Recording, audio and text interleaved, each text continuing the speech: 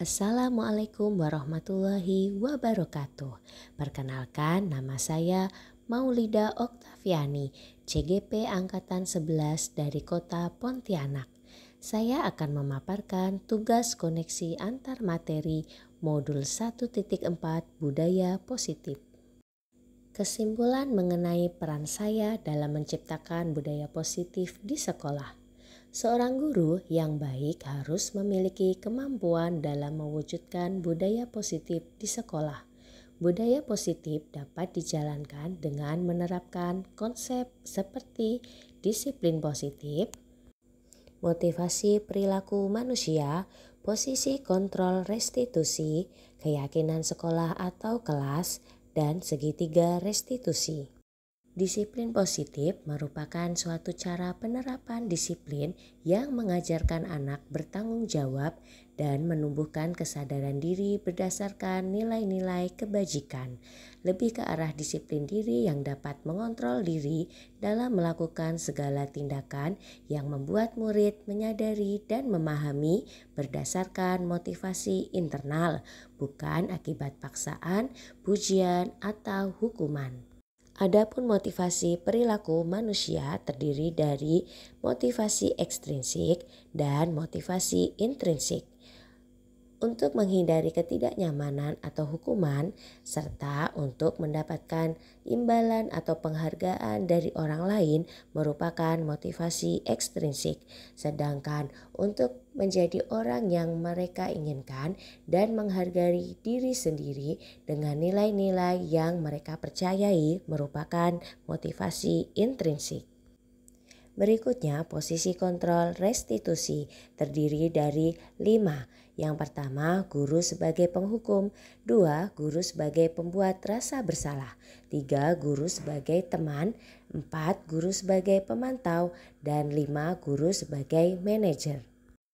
Di antara kelima posisi kontrol tersebut, sebaiknya seorang guru menggunakan posisi kontrol sebagai manajer. Sebagai manajer, guru dapat berbuat sesuatu bersama murid, mempersilahkan murid bertanggung jawab dan mendukung murid agar dapat menemukan solusi. Posisi manajer mengacu pada restitusi yang dapat menjadikan murid sebagai manajer bagi dirinya sendiri sehingga dapat tercipta identitas positif pada murid. Keyakinan sekolah atau kelas. Guru berperan dalam mewujudkan terbentuknya keyakinan sekolah atau kelas dengan adanya kesepakatan antara guru dan murid. Keyakinan sekolah berupa pernyataan-pernyataan universal yang mudah dan dipahami dan harus diterapkan di lingkungan sekolah. Segitiga restitusi. Tahapan dalam segitiga restitusi terdiri dari 3 tahap. Yang pertama, menstabilkan identitas. Kedua, validasi tindakan yang salah. Dan yang ketiga, menanyakan keyakinan. Dalam menstabilkan identitas dilakukan berdasarkan prinsip bahwa membuat kesalahan adalah bagian dari proses pembelajaran, menggeser identitas gagal ke identitas sukses.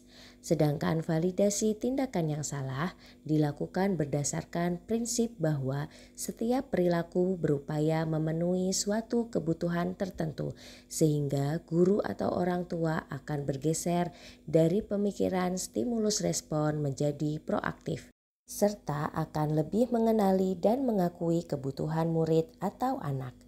Menanyakan keyakinan dilakukan dengan memberi pertanyaan-pertanyaan bermakna kepada murid untuk memunculkan motivasi intrinsik sehingga mampu mengaitkan keyakinannya dengan tindakan yang salah. Keterkaitan antar materi budaya positif dengan filosofi Ki Hajar Dewantara. Dengan menjalankan budaya positif di sekolah, maka akan mempermudah dalam tercapainya tujuan pendidikan nasional sesuai dengan pemikiran Ki Hajar Dewantara, yaitu pendidikan yang berpihak pada murid dan bersifat menuntun. Keterkaitan antar materi yang kedua, budaya positif dengan nilai dan peran guru penggerak. Budaya positif dapat terwujud jika seorang guru memiliki nilai guru penggerak, di antaranya berpihak pada murid, mandiri, reflektif, kolaboratif, dan inovatif. Selain itu, guru juga harus memiliki peran sebagai penggerak dalam membangun budaya positif di lingkungannya. Salah satu perubahan yang diinginkan sesuai visi guru penggerak adalah terwujudnya peserta didik yang religius, cerdas, dan berakhlak mulia dengan prakasa perubahan menciptakan lingkungan belajar yang nyaman dan menyenangkan serta mewujudkan budaya positif di sekolah sesuai filosofi Ki Hajar Dewantara dan profil pelajar Pancasila. Refleksi. Sejauh mana pemahaman Anda tentang konsep-konsep inti yang telah Anda pelajari di modul ini? Adakah hal-hal menarik untuk Anda dan di luar dugaan? Saya telah memahami konsep inti dari modul 1.4 tentang budaya positif. Pemahaman ini akan saya terapkan dalam lingkungan sekolah serta akan saya imbaskan kepada rekan sejawat. Adapun hal menarik bagi saya dan di luar dugaan adalah adanya keterkaitan langsung antara budaya positif dengan peningkatan kesejahteraan mental, emosional, dan perubahan sikap murid. Perubahan apa yang terjadi pada cara berpikir Anda dalam menciptakan budaya positif di kelas maupun sekolah setelah mempelajari modul ini? Adapun perubahan yang terjadi adalah saya menyadari bahwa posisi kontrol yang saya lakukan dalam menangani masalah murid selama ini kurang tepat. Seharusnya saya berperan sebagai manajer yang menangani masalah menggunakan segitiga restitusi. Pengalaman seperti apakah yang pernah Anda alami terkait penerapan konsep-konsep inti dalam modul budaya positif baik di lingkup kelas maupun sekolah Anda? Saya menangani siswa yang suka mengejek temannya sampai temannya menangis, dan itu tidak dilakukan hanya sekali, hampir setiap hari hal itu terjadi. Saya menanganinya menggunakan langkah-langkah dalam segitiga restitusi, yaitu menstabilkan identitas, validasi tindakan yang salah, dan menanyakan keyakinan. Bagaimanakah perasaan Anda ketika mengalami hal-hal tersebut? Saya merasa senang karena dapat menerapkan segitiga restitusi dalam menangani sebuah persoalan dan menjadikan murid mampu belajar dari kesalahan yang telah diperbuat. Menurut Anda terkait pengalaman dalam penerapan konsep-konsep tersebut, hal apa saja yang sudah baik? Adakah yang perlu diperbaiki? Hal yang sudah baik menurut saya adalah munculnya motivasi internal pada diri murid dalam melaksanakan budaya positif setelah mendapatkan pendampingan menggunakan segitiga restitusi. Hal yang harus diperbaiki, saya harus selalu memposisikan diri saya sebagai manajer dalam menangani masalah, terutama masalah murid. Sebelum mempelajari modul ini, ketika berinteraksi dengan murid berdasarkan 5 posisi kontrol, posisi manakah yang paling sering Anda pakai dan bagaimana perasaan Anda saat itu? Setelah mempelajari modul ini, posisi apa yang Anda pakai dan bagaimana perasaan Anda sekarang? Apa perbedaannya?